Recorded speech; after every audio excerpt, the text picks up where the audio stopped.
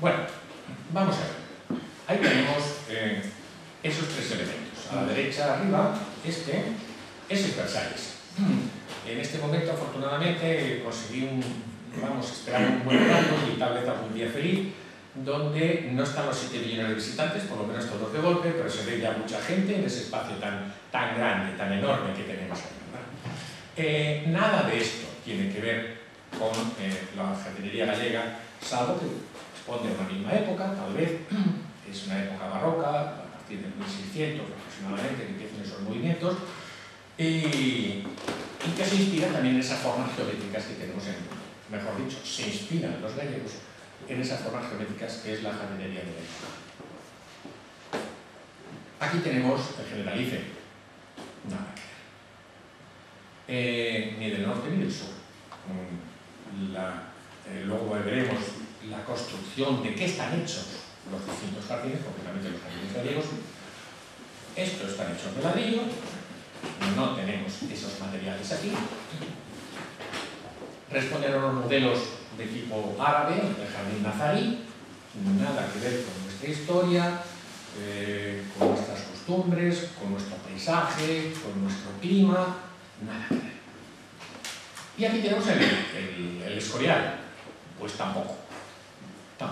El Escorial efectivamente está aquí de la Sierra de Guadarrama, por tanto es granítica como la mayor parte de Galicia, pero ni por su construcción, ni por sus finalidades, ni por su origen, ni por sus razones, tiene que ver con el jardín. Si estos elementos, que son los nombres que han dado lugar a que se han manifestado esa idea también retórica, como es de Versalles gallego, de Generalife del Norte, de un segundo Escorial, yo prefiero también otra forma de referirse a Oca en concreto, pero que nos puede servir para toda la jardinería de Pacela, ¿verdad? Esos versos, ¿no?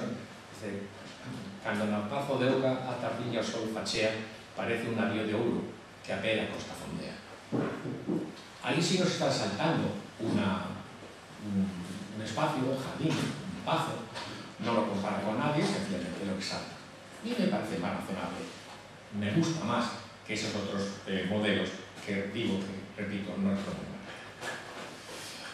Cuando hablo de la jardinería, quiero hacer una pequeña introducción con la jardinería pública. No podría dejar de hablar, si hablo de jardinería en Galicia, hablar por lo menos un poco de la jardinería pública, que va también por sus propios caminos, tiene su propio discurrir.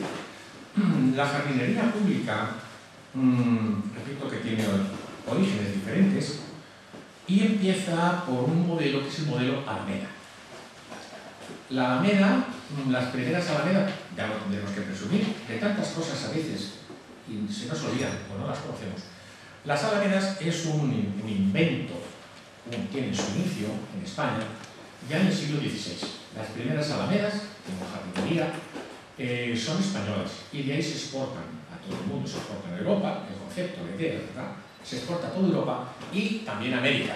Y cuando digo América, evidentemente estoy hablando de América del Sur, y tenemos ahí, pues las primeras son en la América española, ¿no? En Lima y en México son las primeras alamedas de esa América hispana, y no del norte.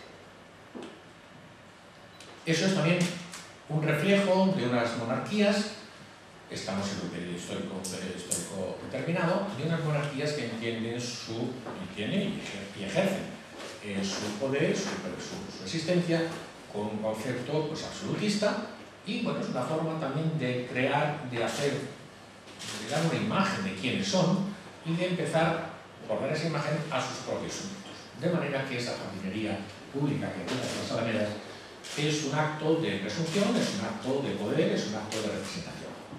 Un acto de propaganda, como queramos decirlo, ¿verdad? Aquí tenemos este cuadro que tenemos, es un cuadro de 1873.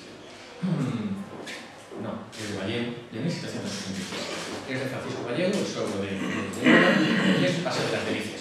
Bueno, pues ahí tenemos los elementos también, pues los majos, las majas y en cualquier caso lo que nos interesa, las hileras de árboles que constituyen las alamedas. Ese concepto de manera que estaba diciendo. Es ese Paseo de las Delicias, aquí tenemos un paseo que es el Paseo del Prado, también en Madrid. Los árboles son más recientes, son los plátanos, pero bueno, esa idea la tenemos representada en la capital. Si nos venimos aquí a Galicia, esa expresión de Alameda, pues la tenemos en distintos puntos, en distintas ciudades. Esta primera, que está aquí a mi izquierda, ahí tiene que caer hacia la derecha, esta es la de Ferrol, con una historia también interesante. Esta Alameda surge en la época de la Ilustración dentro de ese gran concepto de crear una ciudad al estilo de la época y al estilo de ese concepto de la Ilustración, que va ligado a la creación de los astilleros, de las fortalezas de la entrada de la Bocana de la Ría, del diseño de la ciudad vieja, con esa estructura de cuarteles, ¿verdad?, de manzanas, que todavía persisten, y que todo eso ha dado lugar, por ejemplo, a ese proyecto ahora de declarar Ferrol como patrimonio de la humanidad. Bueno, pues ahí tenemos una. Esta que tenemos aquí debajo es la de Santiago, esa es la del Padrón, que casi parecen la misma, incluso los bancos son, no sé, pero quiero recordar que eran de Sargaderos, no lo recuerdo con exactitud. En cualquier caso, es de la misma factoría, pues son miméticos. Tenemos otras. El propio Santiago tiene una alameda, por cierto, única. La conocemos con otro nombre, la conocemos con el nombre de la Herradura. La Herradura es una alameda original por más. Está hecha de carballos, cosa que es muy poco frecuente, por no decir nada frecuente.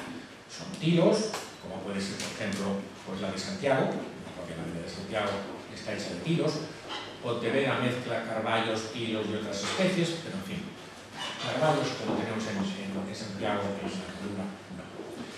Y poco más, por lo menos que me parezca a mí de interés, sobre todo si hablamos de jardinería histórica, poco más hay en la jardinería pública. Y la jardinería actual, tenemos jardinerías que son, bueno, pues están dentro del concepto de la globalización. Casi daría, no exactamente igual, porque el clima impone sus condiciones, pero tenemos una jardinería que se repite en los distintos sitios. Arquitectos, jardineros, diseñadores, etc. Y si es necesario se mete riego, se hace lo que sea, de manera que se ha perdido el carácter, vamos a decir, local, o por lo menos yo lo entiendo así, en esa jardinería actual.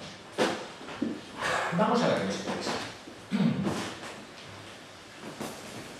La que nos interesa es la jardinería pacena, es la jardinería de los pazos.